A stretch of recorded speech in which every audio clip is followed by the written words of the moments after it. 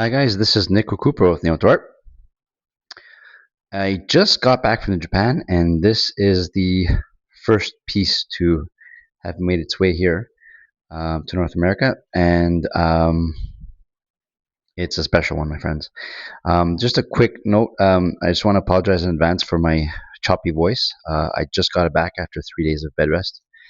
Um, One thing that I do appreciate in Japan is the way of thinking when it comes to contamination of when you're sick. See, in Japan, they will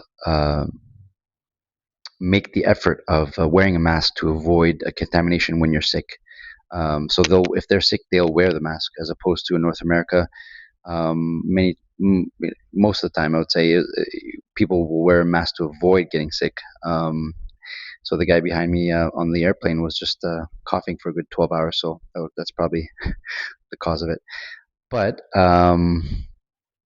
getting back onto business here, we have this incredible test cut, Tokubetsu Hoson certified test cut from, he's a cashew smith, and his name is Katsukuni. So this is Nidai Katsukuni, and the Mei reads Kashuju Darani Tachibana Katsukuni.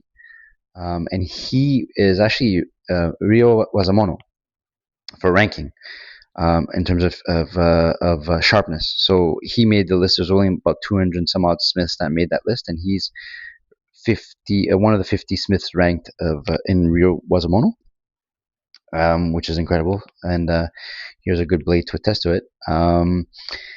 So there you have it. Yep. And the Nagasa is really long. It's Chotto Suriage.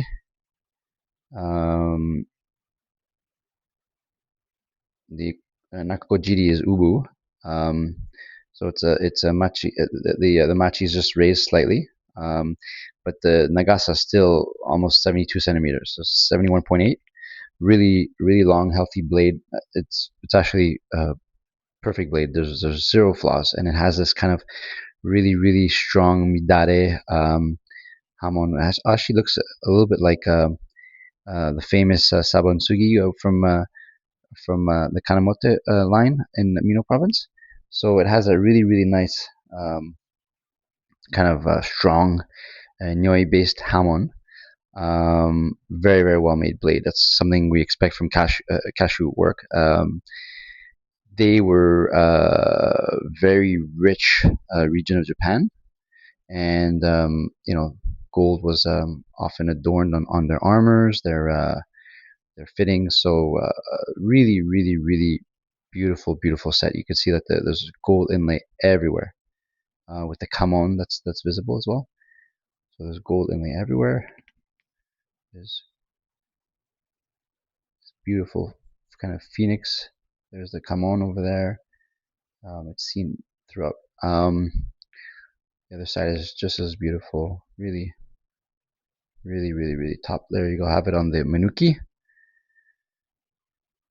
And for the test cut, so you'll see it reads Mitsudo, so 3 body, and then 2 body on the upper left and right portion. So Mitsudo and Futatsudo, so 3 body and 2 body, and then on the right portion, on the lowest portion, it reads a Dai. Originally, I thought that meant maybe it was a test cut on each of the legs, so each leg. But after further translation, it appears that Dai means could mean successfully. So as if like 3 body successfully, 3 body 2 body successfully cut into the Dotan Barai. So Dotan Barai is the mound. Um, so I'll just point out with my finger because it'll be a little bit easier. So that's Do. Um, I'm sorry, Mitsudo, that's Do, Dai. Uh, Over here is the Dotan Barai. So yeah, so there you have it. And this is the tester's name with his cowl. So the tester is actually registered in Marcus Sesko's book on Tamishikiri. He he's a tester in the very early 1700s. So this blade is made about that. It's made about in the late 1600s, early 1700s, and then it was made to be tested by the tester, which his name is Katada Kandayu Tomohide. So Tomohide did the test cut, put in a bunch of gold in there. So yeah, so it's really really top notch piece. The amount of gold there. It's one of the most uh, ubu like unaltered set that I've seen. Like it's really top notch blade, top notch fittings. The fittings easily would pass probably Tokubetsu grade. Um, and also, I forgot to mention that the Tsuba is signed as well on there, and it's filled with gold, the signature. So it's gold filled uh, Mei, which is something that they just wanted to use a lot of gold. It seems they were too much money or too rich at the time. So we'll do a quick pause and then off to the other side.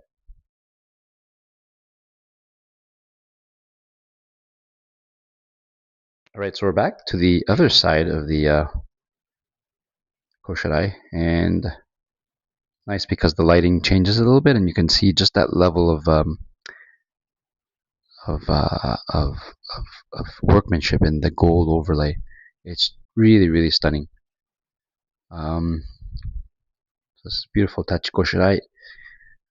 Of course, the blade is a katana, but it's just mounted inside as a tachi. So over here, there's a little bit of repair work on the top of that phoenix. You can see it's a little bit of a brown color lacquer, and that is something. Oddly enough, that's something that I like to see um, on an old koshirai because it shows that it was mounted and used. So the koshirai, towards the tip of it, that's the points of contact where the person wearing it would move around and they would hit oftentimes the tip would bump into things. So it's refreshing to kind of see that little portion was kind of repaired, or just stabilized. It was used to like the lacquer work, or if there was a crack, it was stabilized with that repair. So there you have it, Edo period fittings, and here's the other side of the blade. In nice polish, and there is the Mei of our very well talented Katsukuni Nidai. So you can see the base is Ubu. This is the original peg hole, the one to the right, and that one was later added. So this koshirai was obviously from later Edo period, so it was mounted at one point in probably a traditional um, koshirai, a katana style koshirai, and then it was later mounted in this glamorous um, tachi koshirai. So come see us, guys, at Nihonto Art. I have this really incredible stand here.